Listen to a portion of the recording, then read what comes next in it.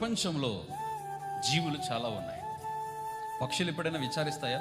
అరే రేపు ఎలారా, రేపు తిండి ఎలారా మనకి, అరే నా పిల్లలకి ఎలా తిండి పెట్టాలి, రేపు ఎలా తినాలి, నేను ఎలా బ్రతకాలి అని ఏ రోజు ఆలోచించవు.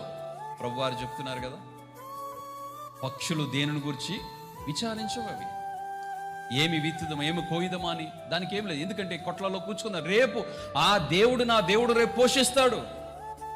ఈ రోజు పోషించిన దేవుడు రేపు పోషిస్తాడు, రేపు పోషించిన దేవుడు తర్వాత రోజు పోషిస్తాడు అనే నమ్మకం దేవుడు సృష్టించుకున్న ఆ జీవుల మీద, లేకపోతే పక్షుల మీద, జంతువుల మీద ఉంటాయి. కాబట్టి అవి ఏ రోజు కూడా విచారించవు. కానీ నమ్మకము లేని వారే విచారిస్తారు.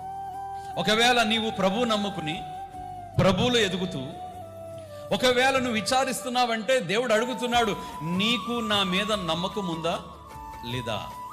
కలవరపడకండి.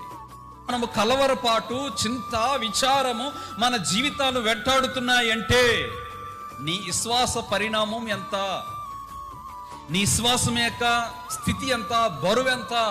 వాక్యం అడుగుతుంది. దేవుని వాక్యం చెప్తుంది, విశ్వసించండి. విశ్వాసం అనేది చాలా ప్రాముఖ్యమైనది.